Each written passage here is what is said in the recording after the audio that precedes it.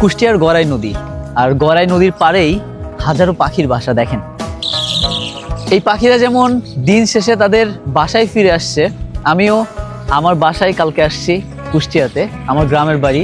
আমার এক বন্ধু ক্যামেরার পিছে ভিডিও করতেছে, আর এক বন্ধু আমাকে একটা চ্যালেঞ্জ দিছিল, আমি নাকি প্রতিবার বাইকে করে কুষ্টিয়া আসি এবং বাইকে করে সব জায়গায় যাই, আমার লোকাল গাড়ির এক্সপিরিয়েন্স নাকি জিরো। তো আমাকে চ্যালেঞ্জ দিছিল যে আমি লোকাল গাড়িতে করে কুষ্টিয়া আসতে পারবো কিনা। সেই চ্যালেঞ্জ অ্যাকসেপ্ট করছি এবং একদম টঙ্গী থেকে কুষ্টিয়া পর্যন্ত লোকাল গাড়িতে করে আমি কুষ্টিয়া আসছি। দীর্ঘ 11 ঘন্টা জার্নির পরে আমি কুষ্টিয়া আসছি। যেখানে আমার কুষ্টিয়া আসতে 3 ঘন্টা 4 ঘন্টা সময় লাগে, সেখানে 11 ঘন্টা আমি জার্নি করছি। 2:30 থেকে শুরু করে আমি রাত 1টা পর্যন্ত।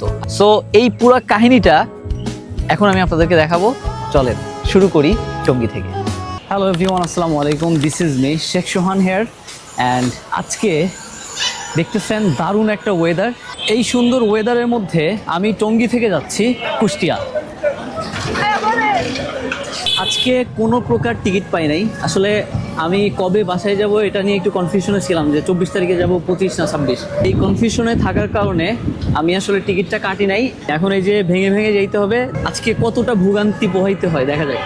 এরকম আসলে ভেঙে ভেঙে যাওয়ার কখনো সাহসই করি নাই লাইফে। একবার কুষ্টিয়া থেকে ঢাকা আসার সময় এরকম হয়েছিল, মেবি 21 অথবা 22 সালের দিকে।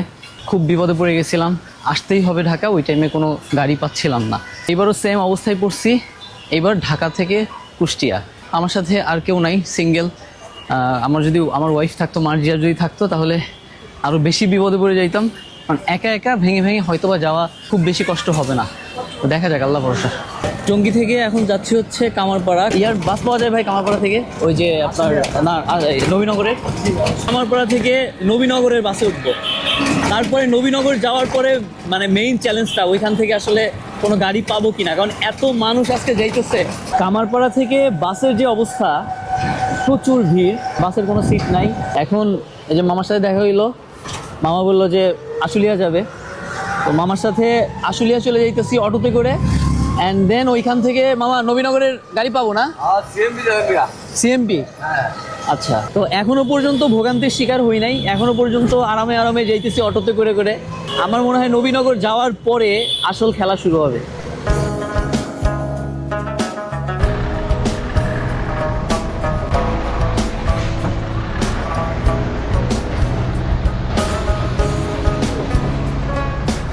এই রাস্তার অবস্থা খুবই খারাপ।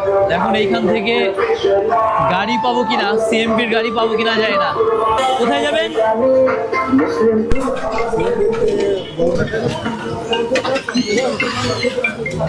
আশুলিয়া একটা অটো থেকে নেমে আবার আরেকটা অটো উঠছি, তো ভাড়া হইতেছে 50 টাকা। মামার কাছে জিজ্ঞাসা করলাম 30 টাকা করে, 30 টাকা করে। এখন 100 টাকা ভাড়া, কিছু করার নাই। মামার কাছে বললাম, জিজ্ঞাসা করলাম যে এত ভাড়া বেশি নিচ্ছেন কেন? এই হইল রিজন। 15-20 মিনিটে নাকি আশুলিয়া থেকে সিএমবি চলে যাওয়া যায়, কিন্তু আজকে 1 ঘন্টারও বেশি সময় লাগতেছে, এই জন্য একটু ভাড়া বাড়াইছে। আর ঈদের সময় ভাড়া একটু বাড়বে, দেখা যাক কত সময় লাগে। এখন 3:45 বাজে। ভাই কই যাবে এটা? বগুড়া। কুষ্টিয়া গেলে আপনার সাথে যাইতাম। কুষ্টিয়া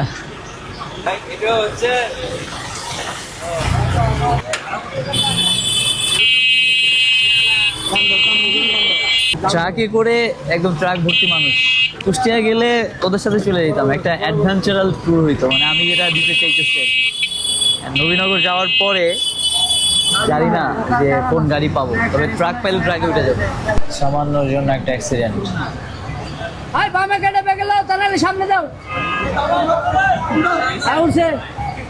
একদম সামান্য জন্য উল্টে যায়নি, লোক থাকলে উল্টে যেত যদি এই বাসে থাকতো। হ্যাঁ, আসল ভোগান্তি এইখান থেকে শুরু। এই যে একটু আগে একটা অটো এখানে উল্টে যেতে গেছিল, উনি হইতেছে এখানে একটা গাছ দাঁড়িয়ে যেতেছে যেন। ঠিক হয়েছে ভাই? ঠিক হয়েছে? কপাল খারাপ হইলে যা হয়, ভাইয়ের অটো নষ্ট হয়ে গেছে। মনে হইতেছে না ঠিক আছে। আমরা তাহলে কি অন্য অটো শিফট করবো নাকি? কপাল খারাপ। গতবার বাস সমস্যা হয়েছিল, গত রোজার ঈদে 2-3 ঘন্টা বসেছিলাম। আজকে অটো নষ্ট হয়েছে। বের হয়েছি 2:30টার সময়, এখন 4:40 বাজে। ভাই বাসায় যেতে পারবো আজকে? তো হচ্ছে না ভাইয়া, এখন যে অবস্থা কপালে যে কি আছে। আপনাদের বাসা তো কাছে, আপনারা তো ফরিদপুর যাবেন, আমি তো যাবো কুষ্টিয়া। ভাই যাইতে পারবো বাসায় আজকে? যাইতে পারবো ভাই। ভাইয়ের অটো নষ্ট হয়েছে। তো অটো নষ্ট হয়েছে, কি করবেন বলেন? কি আর করা যাবে, সেভাবে যাইতে হবে। আজকে বললাম না, আশুলিয়া থেকে ভোগান্তি শুরু। আশুলিয়াতে থেকে জ্যাম পাইছি, ভাঙা রাস্তা পাইছি, তারপরে ভাঙা অটো পাইছি, অ্যান্ড দেন লেগুনা। দেখা যাক নবীনগর থেকে আরো কি কি ভোগান্তি আমার কপালে আছে। I have 4 tour partners. মানে ইয়া থেকে, আশুলিয়া থেকে যে অটোয় উঠছিলাম ওইখান থেকে 4 জন ফরিদপুর যাবে, তো ওনারাও ভেঙে ভেঙে যাচ্ছে। ইয়া পর্যন্ত, ঘাট পর্যন্ত সবাই আই থিঙ্ক একসাথেই যাব। তো এখনও যাইতেছে, এই 2 জন আছে আর 2 জন পিছনে। তো ভালো হয়েছে 4 জন মানে এক সাথী পাওয়া, খুব ভালো হয়েছে। হাঁটতেছি এখন এইখান থেকে, এটা হচ্ছে সিএমবি থেকে আপনার হইতেছে নবীনগরের গাড়িতে উঠতে হবে। এটা মনে হইতেছে নবীনগরের জ্যাম, পুরাটা জ্যাম। এদিক দিয়ে সিএমবি থেকে শুরু হয়েছে আই থিঙ্ক নবীনগর পর্যন্ত পুরাটা জ্যাম। বলছিলাম না আশুলিয়া থেকে ভোগান্তি শুরু। দেখেন হাজার হাজার মানুষ, কিন্তু গাড়ির যে ভাড়া, এখান থেকে ঘাটে যদি 400 করে যাইতে হয়, আবার ওই পাশ থেকে একটা খরচ আছে। মানে এসি বাসের যে ভাড়া, সেই টাইপের ভাড়া হয়ে যাইতেছে। মানে নীলাচল আর সেলফি এরা হইতেছে 400 করে চাইতেছে, আর যেগুলো একদম লোকাল আছে, মানে একেবারে ছোট বাস যেগুলা, এগুলা চাইতেছে 300 করে। কোনোভাবেই এর কমে যাবে না। এ গরু নিয়ে যেতেছে শেষ পর্যন্ত এই বাস।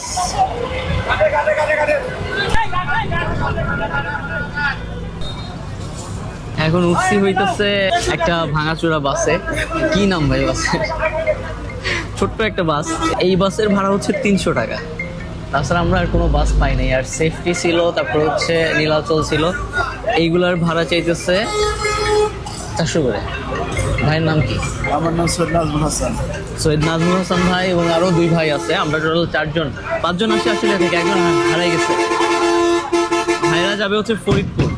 তো দেখলাম যে যাক ট্যুরমেট পেয়ে গেলাম, এর জন্য একসাথেই আসি। আমি যদিও একটা ট্রাক পাইছিলাম, আমার খুব ইচ্ছা ছিল ট্রাকে যাওয়ার, কিন্তু ওনাদের সাথে আসার কারণে আমি আর একা একা ট্রাকে উঠি নাই।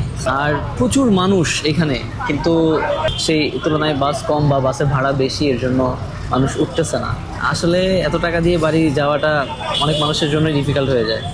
এখন লোকাল বাসে যদি 400 টাকা, ওই পাশে যাওয়ার 400 টাকা, 800 টাকা, 1000 টাকা খরচ হয়ে যেতেছে বাড়ি যেতে। একটা মানুষ ইনকাম করে, মানে যারা নিম্ন মধ্যবিত্ত শ্রেণী মানুষ আছে, তারা ইনকাম করে এক মাসে কত টাকা? তো এখন কিছু বলার নাই। আমি না হয় একটু অ্যাডভেঞ্চার একটা ট্যুর করতেছি, আমার কাছে ভালো লাগতেছে।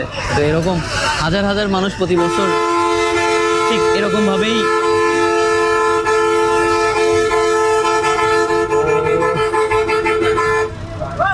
ঠিক এরকমভাবেই হাজার মানুষ বাড়ি যাইতেছে প্রতি বছর। অ্যাট লাস্ট আমরা যাত্রা শুরু করলাম আল্লাহর নাম নিয়ে। জ্যাম ভালোই আছে নবীনগর পর্যন্ত। এখন নবীনগরের পরে বোঝা যাবে যে আসলে কত সময় লাগবে। আমি 2:30টার সময় বের হয়েছি, অলরেডি এখন বাজে হচ্ছে 5:42। 3.5 ঘন্টা, 4 ঘন্টা বেড়ে হয়ে যাইতেছে।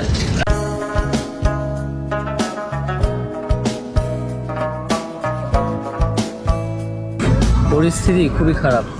এখন বাজে হচ্ছে 7:49। এত সময় কুষ্টিয়া থাকার কথা ছিল, এখনো আছি আমরা ধামরাইয়ের মধ্যে। ভাবছিলাম যে একটু এই ট্যুরটা অস্বস্তিকর হবে বা হইতেছে মোটামুটি হ্যাসেল পোহাইতে হবে, কিন্তু এরা এখন দেখছি মোটামুটি না, খুব বেশি হ্যাসেল হয়ে যাইতেছে।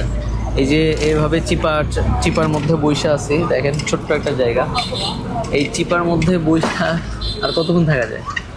4টা, 5টা, 6টা, 7টা, 8টা, প্রায় 3-3.5 ঘন্টা হয়ে যেতেছে আমরা বাসের মধ্যে।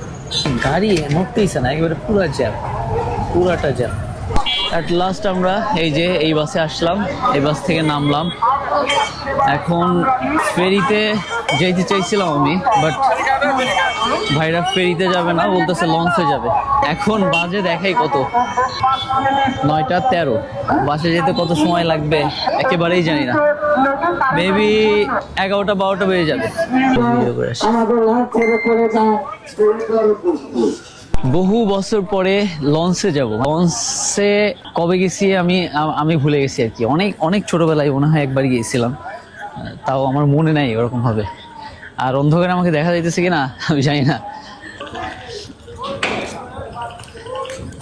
এখন মনে হয় একটু দেখা যাইতেছে, এখন আলো আছে।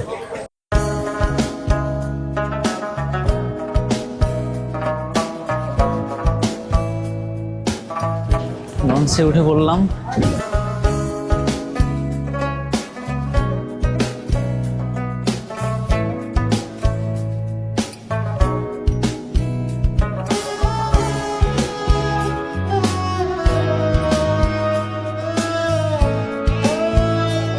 এখন আছি আমরা একেবারে মানে পদ্মার মাঝখানে, আর ছোট্ট একটা লঞ্চে যাইতেছি, পুরা দুলতেছে। এই যে ভাইয়া আছে সাথে, শাহরিয়ার ভাই আর নাজমুল হাসান ভাই, আর হইতেছে আমাদের অয়ন ভাইরে আজকে কয়েকটা মেয়ে দেখে হাই দিছে। একটু একটু ভয় লাগতেছে ভাই, ভয় লাগে না? যদিও সাঁতার জানি, কিন্তু এই নদীতে সাঁতার কিচ্ছু না। দোয়া করেন যেন ভালোভাবে আমরা ওই পারে পৌঁছাইতে পারি।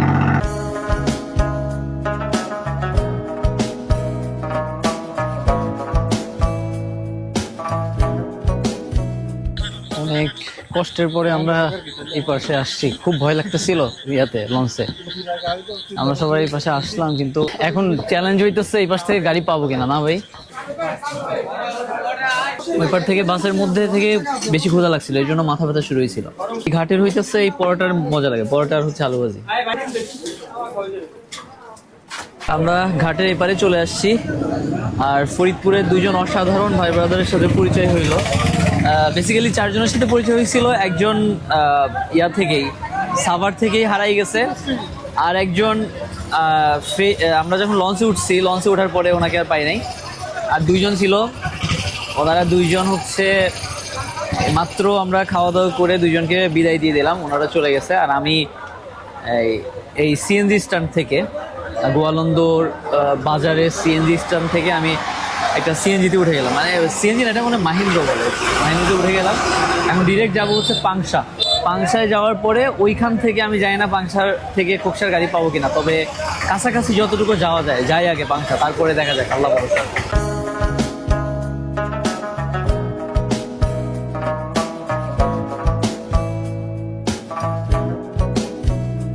চলে আসলাম মামার সাথে পাংশা। খালি তো ঘুমাইছেন মনে নাই। এখন আসলাম একটা পুরো পাগলা ড্রাইভারের সাথে, মানে সবকিছু দেখাইতে পারি না, অন্ধকারে আসলে কিছুই গোপ্রোতে আসতেছিল না এরকম ভাবে। কি লেভেলের পাগলা ভাই, খুবই ভয় লাগতেছিল। আমি পাংশা থেকে একটা বাস পেয়ে গেলাম, যেটা যাচ্ছিল ডিরেক্ট কুষ্টিয়া। আমি যেহেতু কুমারখালী নামবো, সেহেতু এই বাসে উঠে গেলাম। কুমারখালী বাজারে আমরা চলে আসছি অলরেডি। একদম 11 ঘন্টার জার্নি। এখন বাজে হচ্ছে 12:42। এখনো শেষ হয় নাই, আমার যাইতে আরো সময় লাগবে। খুবই খুবই খারাপ একটা দিন গেছে আজকে, খুবই খারাপ। মানে এত শরীর খারাপ লাগতেছে, মাথা ব্যথা করতেছে। আজকে এই পর্যন্তই। আমি জানি না এই টাইপের ভিডিও আপনাদের কাছে ভালো লাগছে কিনা। যদি ভালো লাগে তাহলে অবশ্যই কমেন্ট করে জানাবেন। আমার কাছে কিন্তু এই টাইপের ভ্লগ, লাইভ সবকিছু আপনাদের সাথে শেয়ার করা, এগুলা ভালো লাগে। যদি আপনাদের কাছে ভালো লাগে, যদি রেসপন্স ভালো পাই, তাহলে অবশ্যই নেক্সট টাইম থেকে এই টাইপের ভ্লগ আমি রেগুলার করব ইনশাআল্লাহ। তো আজকে এই পর্যন্তই, আবার দেখা হচ্ছে আপনাদের সাথে নেক্সট ভিডিওতে। সেই পর্যন্ত সবাই ভালো থাকবেন, সুস্থ থাকবেন। আল্লাহ হাফেজ, আসসালামু আলাইকুম।